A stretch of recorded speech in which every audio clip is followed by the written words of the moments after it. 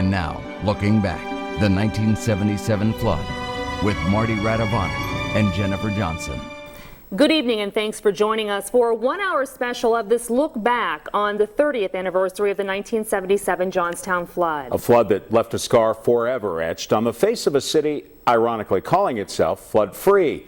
But the flood was a disaster that grew beyond the borders of Johnstown, reaching into many neighboring communities as well. There are thousands of stories of the flood, so many there is no way to tell them all. What you will hear tonight are pieces of history scattered across a canvas, some of which have never been told. Woven together, they are stories of survival, pain, perseverance, and triumph. 6 p.m., July 19th, 1977, and the weather forecast. At 6 in the evening, it was a nice, bright, sunny day. A typical hot summer night in Johnstown, where the sky can only be described as odd. It was just one bang, one lightning after another, after another, after another. And it just had this purple haze, you know. Yeah. It was real eerie. Then it started, first as a sprinkle, then a steady rain. Gradually, the storm intensified and the skies opened up. It just poured rain and more rain and more rain, and the lightning, and it was terrific. As much as 12 inches of rain in 9 hours overwhelmed small creeks and streams. 6 dams burst, sending 128 million gallons of water into the Conemaugh Valley. Daylight revealed what so many never imagined would happen again. Their so-called flood-free city was anything but. I woke up approximately 4 in the morning. Water was already about knee deep. Kept getting deeper and tried to get the cars out and couldn't. So we stayed with the trailer till it started floating. We were almost taken away. The water coming down the creek, it just took half of the yard away, and coming down the street, our car was parked. Everyone had a tragic story to tell. We tried getting stuff out of the cellar, but it was too late.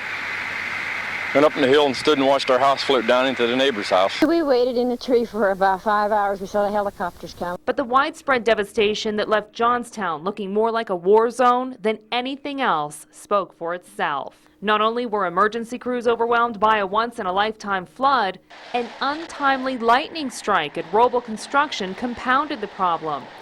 Needless to say, local emergency officials were overwhelmed with the task before them. Within days, even hours, state and federal leaders joined city officials in the flood-ravaged area. I've lost a lot of friends in this flood and a lot of property of friends that I know very well. To aid in the recovery effort, Governor Milton Schaap scribbled a letter to Mayor Herb Fuel on the hood of an Army vehicle. That simple piece of paper allowed the mayor to hand out contracts for cleanup without bids. And now 80-year-old Fuel remembers the panic when he thought that letter, that lifeline, was missing. Well, I came home and I says to her, "What'd you do with my jacket?" She says, "I washed it."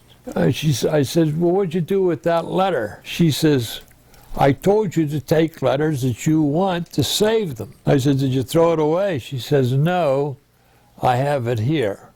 As the recovery took shape in the days and weeks after the flood, the Richland High School was converted into a morgue. A total of 77 victims were brought in and identified. 8 others who went missing that fateful night have never been found. It's just unbelievable. 40 years here in Cena, and nothing like this ever happened. Even the 36 flood wasn't like this. All I'd like to say is our little town is ruined. For many people, the nightmare of the flood is as vivid today as it was 30 years ago. Vivid, yes, but not easy to talk about. But tonight you will hear from the people who came face to face with Mother Nature's worst and lived to tell about it. Their stories when we come back. They just can't believe that this happened. They can't believe it's as bad as it is. It's just unbelievable. This was a storm that would turn lives upside down and inside out. This was a storm that would change the face of a community and change the faces of those who lived here. It just started to rain, and we just, pulled the kids in because, it was pouring down rain so bad. And I said, well, this is going to be an early night for us. At her Dale home, Beverly Smith tucked her 2 little boys in, waited for her husband Jim to return from work, then went to bed herself. And if it wouldn't have been for my youngest boy getting up to go to the bathroom, we'd have probably never even known what happened. But he got up to go to the bathroom, and it was raining so hard and lightning, and I just looked out the window. I said, oh, God, what's going on? So I see my husband's car being floated down Messenger Street. We got up, and we just sit there, and I made phone calls to people. I pounded on the wall next to the Emmels. On the other side of their Messenger Street double house was Roxanne Emmel Sable, just 9 years old at the time. We were just hanging out at the house, doing what we normally do, play games or whatever. Nothing much you can do in a rainstorm. Roxanne's father was also working the late shift. He got off at 11. My mom always waited up for my dad. That's what, like, he would go to Coney Island and bring breakfast time or whatever. My grandfather would call my dad if he heard stuff on the scanner or whatever, and he told my grandfather the water was rising, but he didn't think we were in any harm yet. My dad walked out to see if he could get us to the car, and by the time he came back, it was up to his chest. So he figured there was no way to get us kids out of the house. So they woke us up, and we were all in their bedroom. My dad was at the bedroom window nearest to the alley side. And then my brother and I were at the top of the bed. My sister and my mom, my sister and my mom were at the bottom of the bed. You looked at me and said, well, let's go to Tanneryville. It never floods in Tanneryville. So Debbie started the trek across town to Tanneryville. She had her 14-year-old sister Shelley, her sister Cheryl's 6-year-old daughter Idana, and her own 2 young children in tow. When I was driving, it was just kind of throwing water everywhere. She's sitting at the stop sign there coming out from Oakhurst. She was coming to find her kid. So anyway, and I said, she said, I just got worried, and I thought we'd come and look for you guys in case you were stuck somewhere. And she just followed me back to my place. And the whole way in, the water was coming down at us, but nobody thought anything of it. We just figured that they'd stay until it stopped, or in the morning they could go home. Yeah, I mean, I remember them constantly yelling at us to be away from the window, because every time we tried to look out to see what was going on, because you could see the fear on them that there was something really wrong. I know I've seen a roof with 2 or 3 people on it, screaming, and there wasn't anything we could do to get to them. When the dam broke, it sounded like a tornado. It just went, this roar. I mean, the intensity of that sound, you knew something was wrong. I figured we were going. I mean, I remember just sitting there rocking. She rocked. And all I could think of was, I can't swim, how am I going to save her? Don Harbaugh, whose wife had given birth to their 3rd son just hours before, was also trying to get back to his Tanneryville home.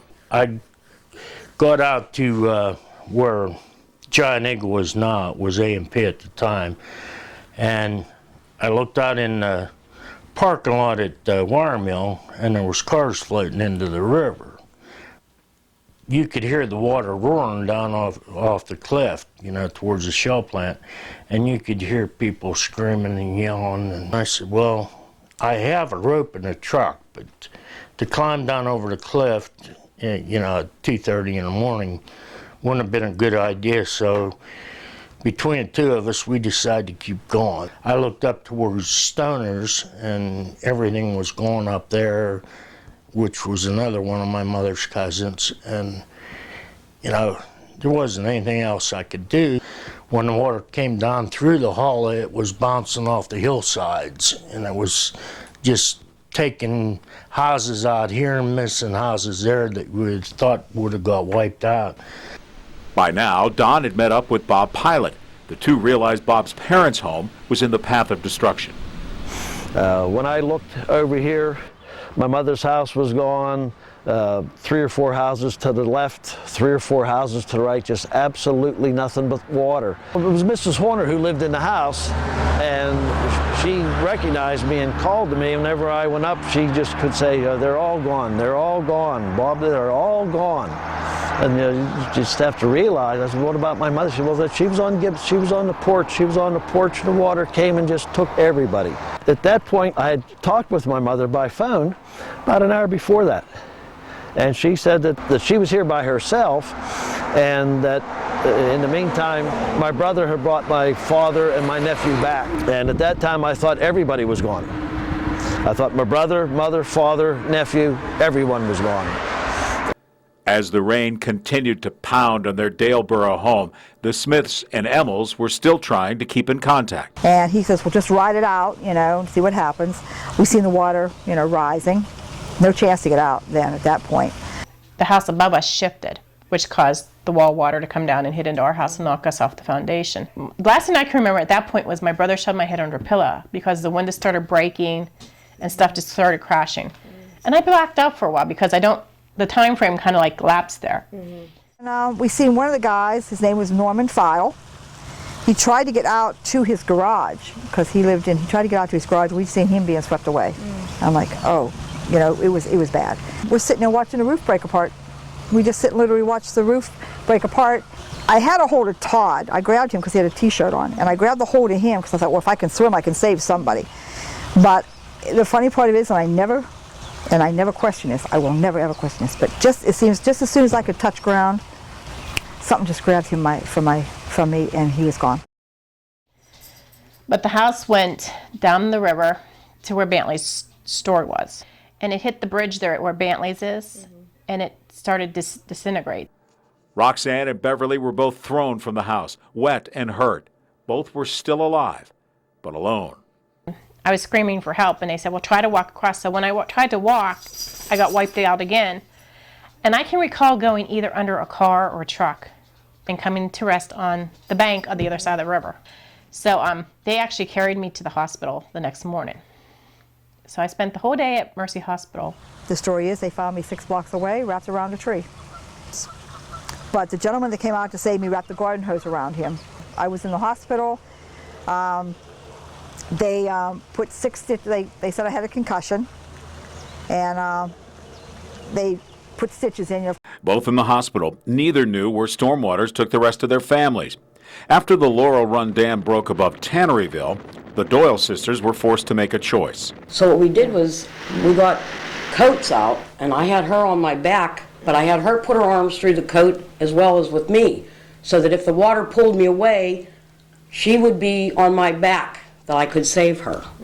My daughter we were over across at the neighbors because we could get there through the door without going outside, and she had walked back over and lay down on my floor and went to sleep. I went over, I scooped her up, and I said, if we're going to go, we're all going to go together. And I mean, I really thought we were gone. I really and truly did. I think I was, and we all just got real close together and just prayed and rocked and hoped for the best. Well, we started singing. Remember, Brenda had us singing. So we were going together. Bob Pilot eventually found his brother and later his nephew, who told a horrifying story. When they got up in the attic, Tommy said there was a hole in the roof, and he climbed out of the hole onto the roof. By that time, the house started to wash away up against the building that was next to it, and Tommy said, I saw a bigger roof, and I jumped onto it.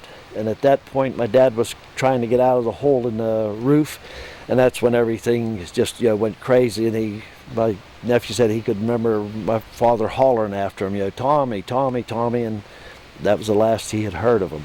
Tommy found the river wall down near the wire mill and was able to save himself, but Bob was still searching for his parents. At just 12 years old, Rita Rector was riding out the storm at her grandmother's home, not far from the mobile home she shared with her mother in New Florence. We stayed there, and next thing I know, it was in the middle of the night, my grandmother come up and she literally yanked me out of bed. She come up the stairs screaming and yelling, the water's up, and she yanked me out of bed. They were bringing people out in boats because the water was already risen up and into the trailers. The raging water broke apart a bridge and then took out the trailer park. It just pushed the trailers. The trailers were just floating like they were sticks in the water. There was like 6 or 8 of them that piled up over here on the one side, and ours was one of them. And one of the firemen tried to go through the trailer, and when he did, when he went towards the doorway, it started to like collapse, and he said no. He says he couldn't go. But he did reach in around the wall, and he got out a little piano stool. That was the only thing that we had gotten out of there.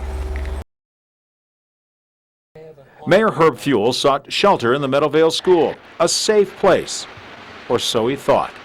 We had maybe 50, 75 people in that school all night long.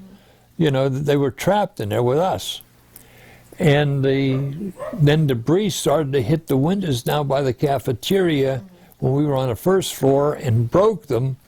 And then the water started gushing in, and we went to the second floor and we stayed there all night. Next morning when we got up, like at 4 o'clock, and the light broke 5, and that came out of the school, and I started up Messenger Street. It would look like a disaster, like an atomic bomb.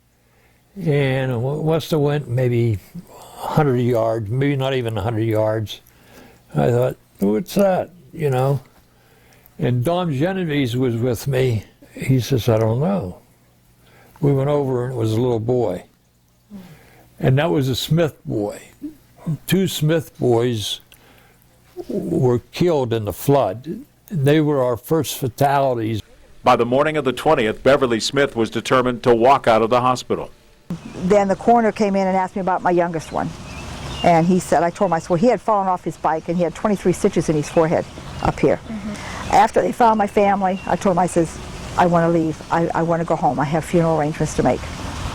I felt real bad for my father because my father had to go identify Jim and the 2 kids. He had to do this. That was his only grandkids. I was still unaware of where everybody was, except for I knew my brother was okay. My dad was found within maybe 12, 25 feet of my brother. He was, when they were digging up the area where the house had broken apart, they had accidentally run the bulldozer through my dad. And then 6 feet under my dad, I was told they found my mom. My sister wasn't found for at least 2 to 3 weeks after the flood, but she was found in a basement in Hornerstown. And they said that rats had started eating at her, so we couldn't even have a casket, open casket or anything for her. Tanneryville, the little town that never flooded, was unrecognizable at daybreak. People start saying, well, there's a body here and there's a body there. Just closer to the river we went down. We couldn't go too far, and a lot of the guys were down there and they stopped us because there were bodies and stuff and they didn't want us to see them, so there was bodies hung up in the debris. My friend Mark Zarbrow, he was frantic looking for his wife and baby.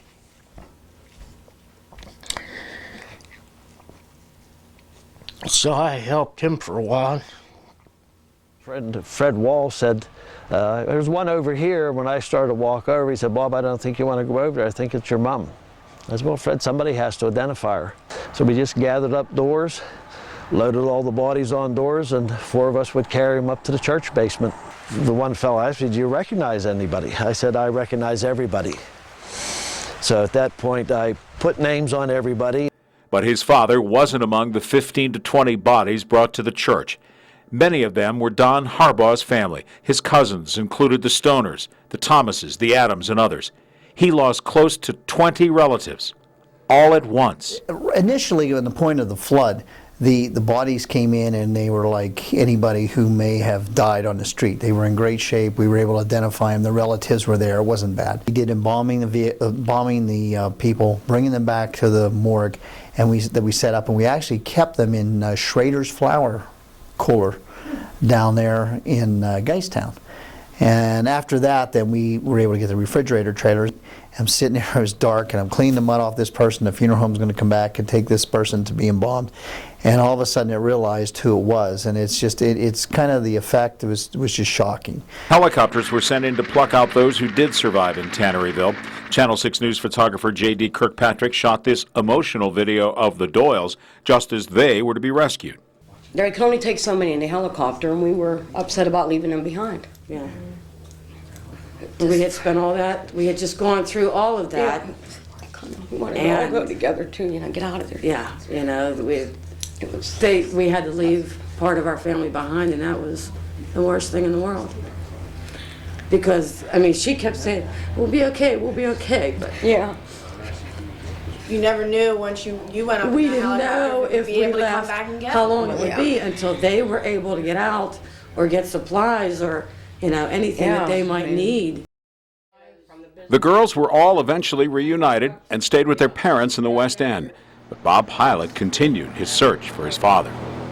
Months after the flood and we were still looking for my father, you start to grasp at straws. We had 3 different psychics in.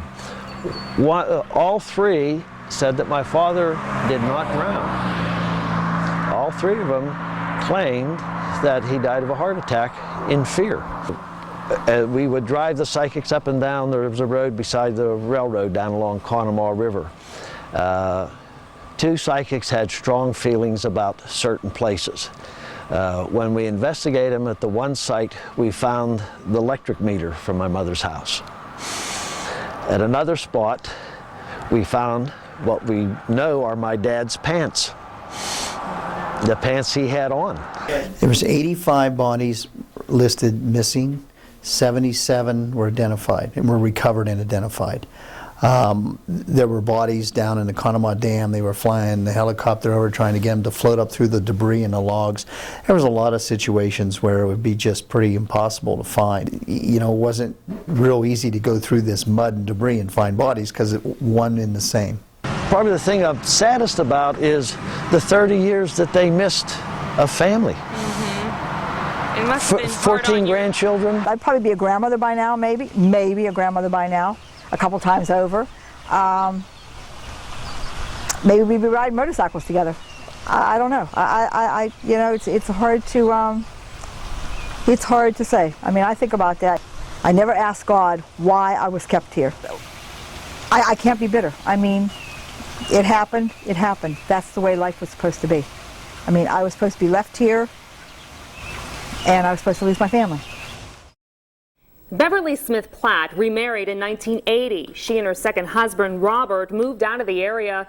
They never had any children. Robert passed away in 2004 after a long battle with multiple sclerosis. Roxanne Emil Sabo was raised by her grandparents in Richland Township. She later married and now has a 12-year-old daughter of her own. The Tanneryville girls still live in the Tanneryville and Johnstown area, except for Debbie. She moved to a hillside in Somerset County. She says after the flood, she's too fearful to live anywhere near water. Don Harbaugh's house was the closest to the Laurel Run Dam, but suffered minimum damage. He and his wife still live here. Bob Pilot, a retired grandfather and successful entrepreneur, never did find his father, who died at the age of 64, a year younger than Bob is now.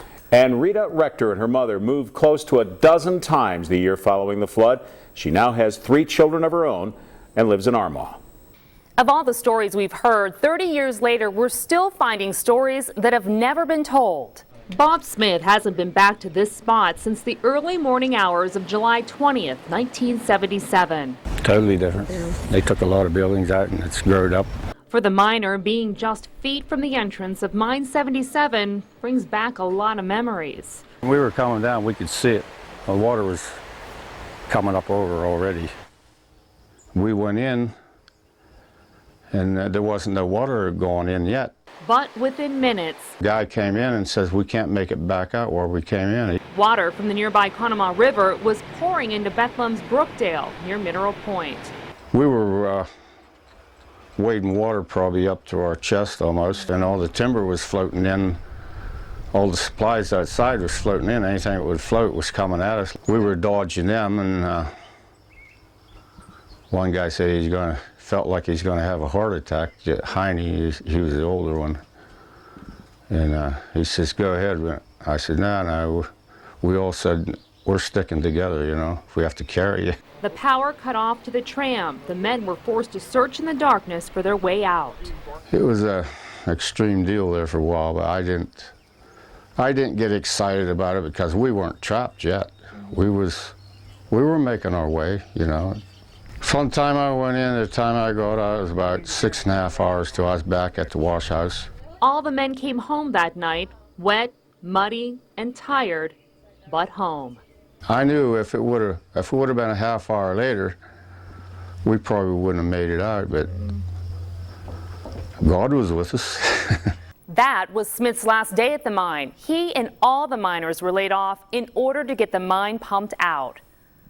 The city itself was rebuilt, but for so many, the broken hearts and shattered lives could never be fully repaired. 30 years later, those hours of darkness are still haunting. I think we all had them nightmares.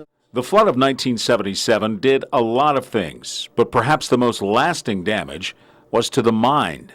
We still see people come to us with complaints of chronic depression and unresolved grief issues. For many survivors, it was the actual storm, the intense roar of thunder, and hours of taunting lightning that left them scarred. When it lightnings that I can't watch it, you know, and I sit and cry while it's doing it because I'm just so fearful. I always kept the cereal packed in the garbage bags and the water. As soon as it would rain, me and the kids and my husband would say, "Stop, it's all right." And I'm like, "Nope." I'd go up and sit on 22. But the majority of people we talked with didn't get professional help. You know, we knew that they were dead, but we didn't really talk a lot about it. I mean, I think about it. Of course, it's in my heart, okay? I think about them. They're always in my heart. I think about them. But not, you know, to show emotion with anybody. No. Holly Shomo says it's not uncommon for traumatic events to affect people very differently. From witnessing bad things can be even probably more damaging in that those people always harbor some degree of survivor guilt. As unusual as it seems, Shomo says those who actually lost family members may actually show less emotion. Psychological numbing or a kind of dulling is something that we frequently see in patients who have experienced something as tragic as the flood situation, and certainly to have experienced the degree of life threat that they experienced at that time. You tend to wall off. And then there are others, like Tom Vanette, who say what they saw during the flood changed them. I saw these gigantic piles of debris and bodies were sticking out of them. Even did them good. I was just living my life as a carefree bachelor. You know, I was a sinner. I did wrong things, you know, and the flood, it was like a spiritual 2x4 hit me. And spirituality is always a good refuge, a good place for people to find solace in times of grief and despair. Holly says many people were not treated for psychological issues following the flood because there were other, more immediate needs that had to be dealt with. Of course, the flood had a deep impact on everyone who experienced it, even those of us who saw it through the lens of a camera. When we come back, what it was like for Channel 6 journalists telling this profound story. Houses are totally destroyed, everything's gone, everything's wiped out, no vehicles. The flood is what we, as journalists, consider a career-changing story. The stories and images shaped us not only as professionals, but as members of the community. Here's what we remember 30 years later. So at 6 in the evening, it was a nice, bright, sunny day. And then about 8 o'clock, AccuWeather called us from State College. No, I don't recall that they said anything about flooding because the system stalled, as you know. The system moved across and just stalled here and just poured rain for 12 hours. Well, I'd been sitting on the back porch that evening listening to the storm and everything, and I got bored and went to bed. And I never had any conception what was going on. When I found out what was going on, there was a major fire in Johnstown. All that night and all the next morning I was out shooting film. And I was so foolish. I thought everything was involved just in Johnstown to mock them. I didn't work for the news department in 1977. I was a staff announcer. So I went to my boss and said, look, there's a story out there that needs to be told and we don't have anybody out on the street. I really want to do this. And he said, you know, go for it. And when day broke, I was back in Johnstown. And that's when Mary Fuel and I were walking around. And that's when we discovered the body of that small child. And when I found out how extensive everything was, I fired up all the processing equipment, got ready for whatever film might be coming in. We were downtown by the old Gloucester's building, and this National Guardman kept screaming at us. It kept screaming at us. We couldn't figure out what he was talking about. Apparently somebody had walked into a manhole, like just moments before we got there, and disappeared. They had to get him out. So I got to go out and fly around in different helicopters to different areas of the city and the adjoining areas. I flew into Robindale. I was the first one in there from any of the news media. At another point, I flew into Tanneryville. I just couldn't believe it could be so much damage. All you had to do was turn the camera on. Point the camera here, destruction. Point the camera here, death. Point the camera here. It was mind-boggling. The destruction in Daleboro was just, in 30 years I haven't been able to think of the words to put to it. Whole houses were just, they looked like piles of matchsticks. Debris that was piled, I remember one pile of debris probably was 30 feet high. We were getting low on film because we were using a lot more film than we normally would be shooting. So we had to take have one of the employees at the station drive to Rochester and get more film so we'd have plenty to shoot. I lost a company car, I lost 3 cameras, I lost film. I didn't get down to my mother's house until like 4 days later. I found another one of my cars destroyed. Her whole house was taken out. But you did have to remove yourself. You had to try to do that. I'll tell you what happened. You'd do your work, you'd report your stories, you'd go home and you'd have trouble sleeping. Jen, as tough as it was to see the pain and misery of so many people, there was also something really very special about being with a lot of those people. It was their incredible spirit, which, though battered and bruised, refused to break. They were then, and they remain today, an inspiration. Well, Marty, this one flood all but drained its community of its economy. And when we come back, how the rebuilding effort continues even today.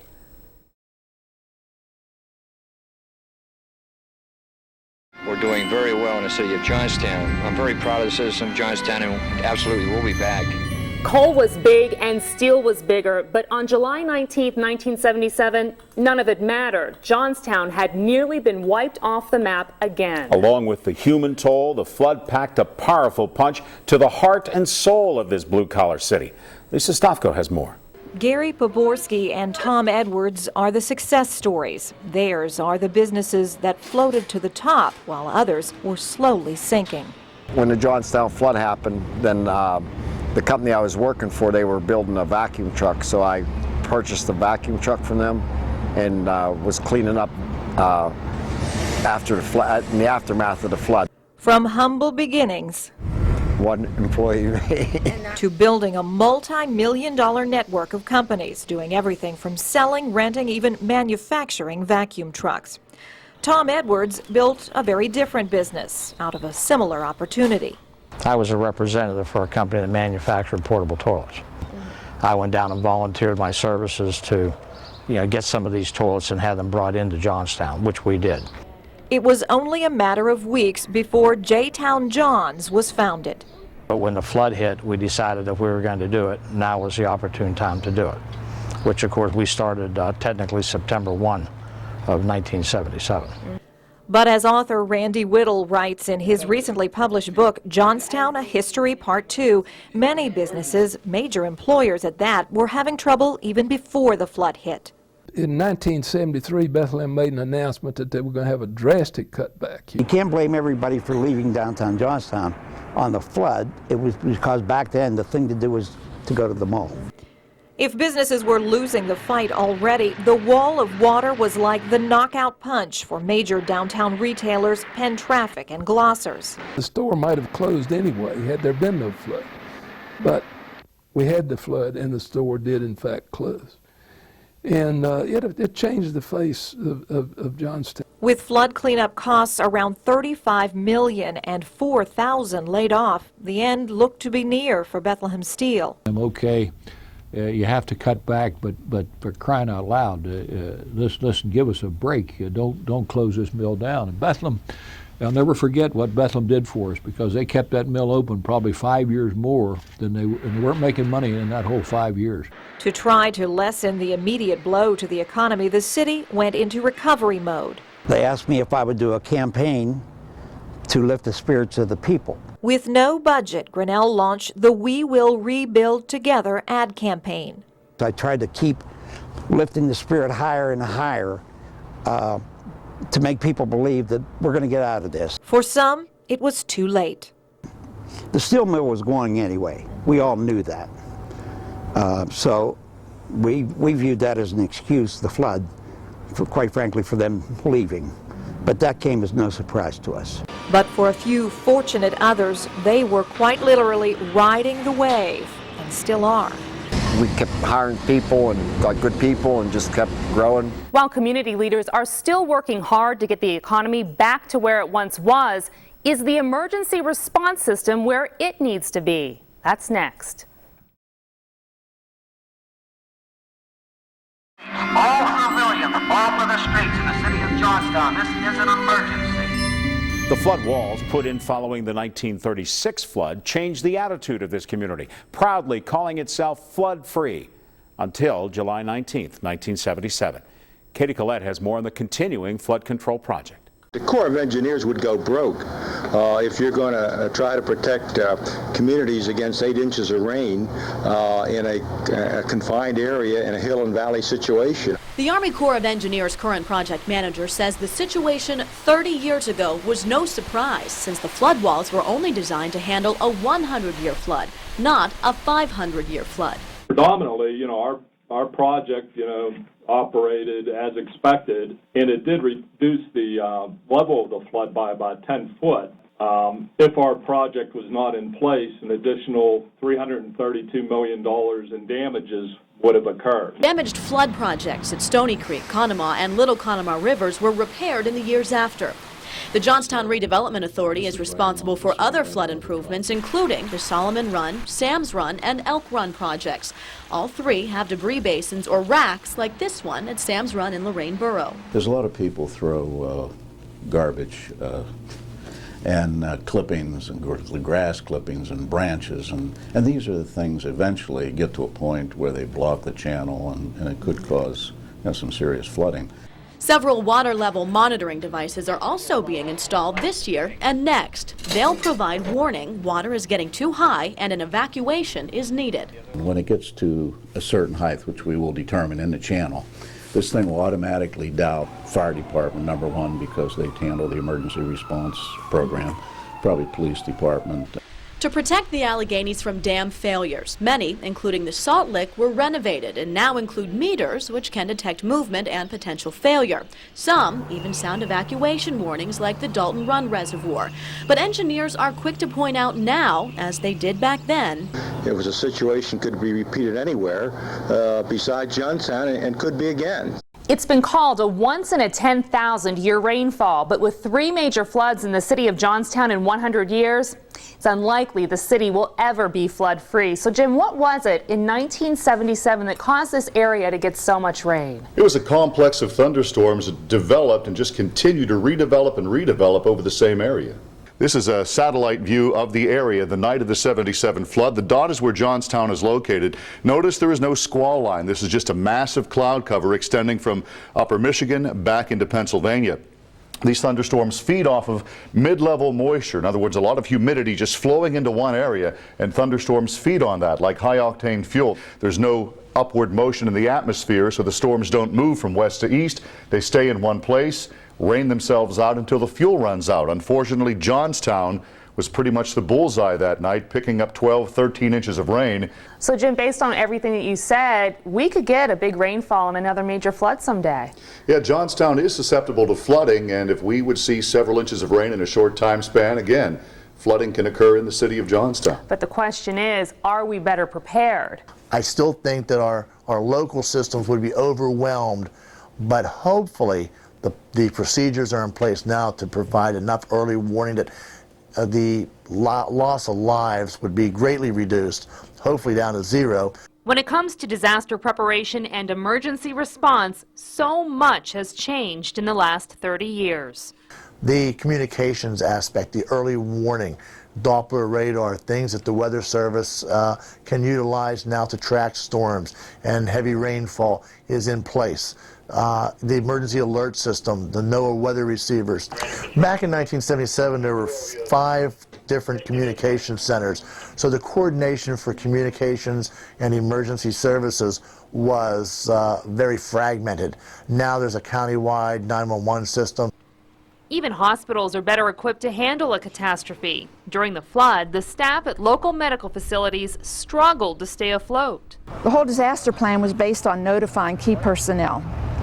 Well, that went out the window as soon as the phone system went out. Downtown at Lee Hospital, the floodwaters forced an evacuation, a move almost never practiced. Another lesson learned, generators are stored up on the roof instead of the basement. What if we ran out of something?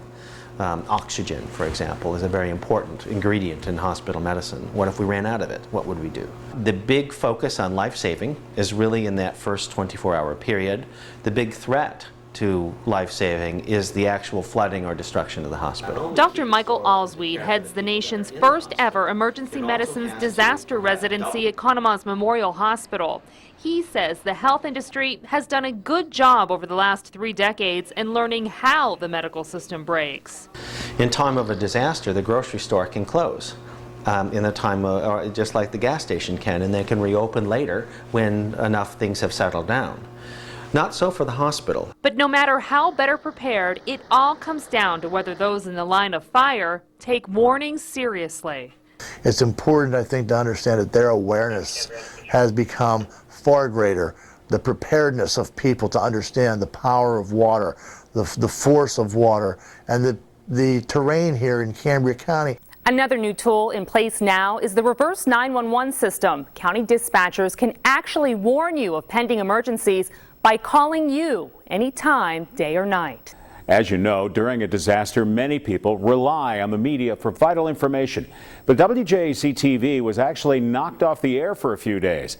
Still, the station is proud of the role we played in this chapter of Johnstown's history book. And that story is coming up. And John Hines went to Washington, showed the film to the president, and the next day he made the declaration of national disaster. For everything that changed that night, one thing remained the same. WJAC AM stayed on the air. It was a few days before our TV signal was back. As Bill Brown explains, today, 30 years later, we at WJAC are proud of the small part we played in this city's history. From high atop the Alleghenies, WJAC was spared the worst of the rain and floods in 1977. WJAC AM radio, the sole means of mass communication, was still on the airwaves. The radio station is credited with providing vital minute-to-minute information to residents in the flood-ravaged city. After a couple of weeks, JAC was going 24 hours a day. They said, we want to stop, and I called Al Schrott, and I said, you got to keep this thing going. You cannot stop your broadcast, because every day I would give the people a report on the radio about what was going on. But WJAC-TV, Channel 6, was not so fortunate. As the major television station serving the flood-affected area, we're off the air.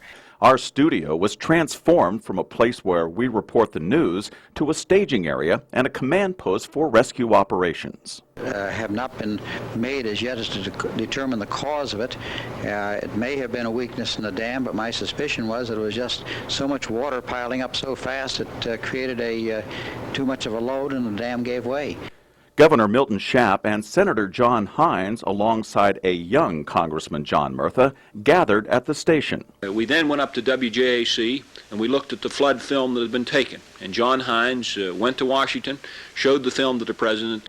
And it was from this very building where Governor Schaap kept in constant contact with President Carter and his White House staff. When we learned of the flood conditions in Johnstown on Wednesday night, the president was moved immediately to declare it a national disaster area. Everywhere people are facing the gruesome task of collecting what is left of their belongings and realizing that they have nothing left but maybe their lives. As a television news reporter, usually the best way to find out about what is happening is to get right into the thick of it.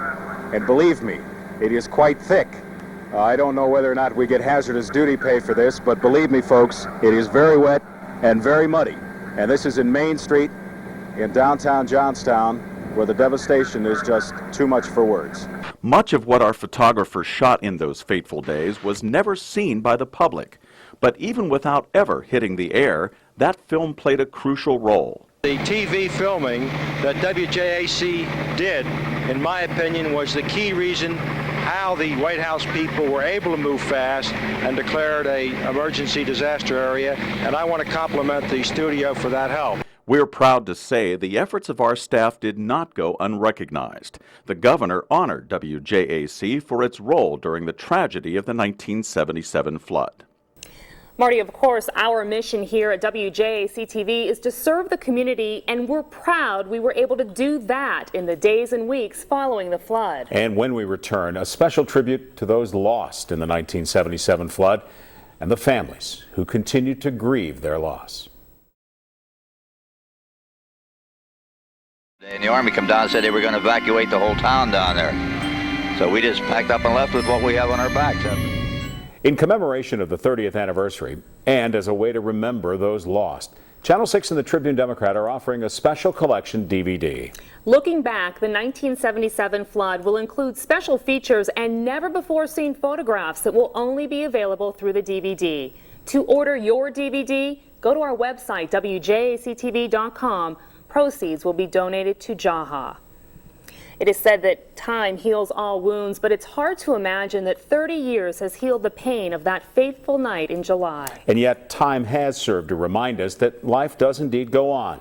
And so the people who proudly call this valley home remember those who lost their lives and honor them by reminding all of us that the spirit of this place they call home is alive, vibrant, and never ending. For all of us here at Channel 6 News, good night. We had our share in 89 and again in 36. Come on, God, we've paid our dues. Please don't do this again. But in July of 77, the rains came pouring down and it filled our sleeping little town. And it filled our sleeping little town.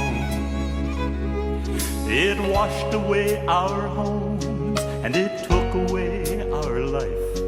It caused a lot of suffering, a lot of pain and strife. But there was a force much greater than the raging water tide. It was called the Johnstown Pride. It was called the Johnstown Pride. It was called